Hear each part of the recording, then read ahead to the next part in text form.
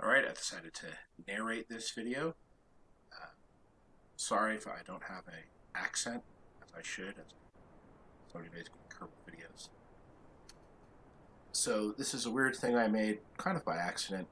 Um, I wasn't trying to make a single stage to orbit, I was just trying to make something that looked very Soviet to go with a lander uh, that we'll see in a few seconds. And it turns out it made it to orbit all on its own, which is kind of weird. Uh, Needed to add those fins because otherwise it didn't have good stability. All right, here comes the orbiter. So this thing really, the whole craft looks like a space shuttle and a Soyuz had a baby. So I kind of love it for that.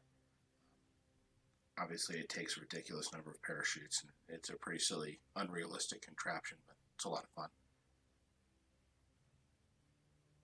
So this is the lander deploying, and that transfer stage at the bottom is very small because, of course, I had to keep it within weight that I could keep this as a single stage to orbit. It's a nice shot of the lander passing underneath, and tried really hard to land this at KSC and got pretty close. My first test flight that I didn't record actually did manage to land on the lawn out there. This time though, I got pretty close. So obviously a lot of reheating effects. That doesn't look terribly stable, but as soon as the parachutes deploy, it's fine. And of course, that's good enough. I didn't feel like landing it anymore, reloading the saves anymore.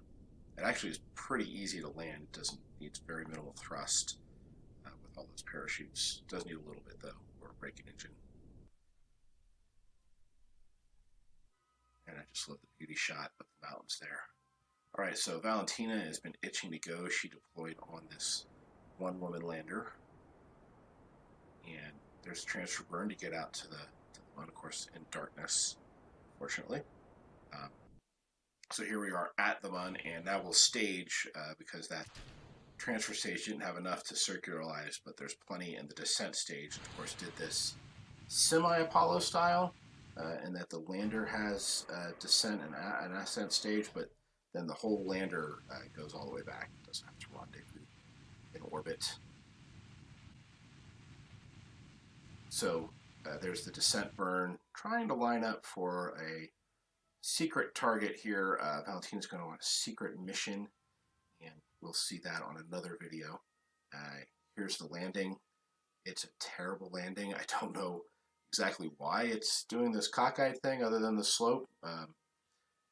Didn't do this on any of my test flights, but I was able to fix it, and nothing broke, so it's okay.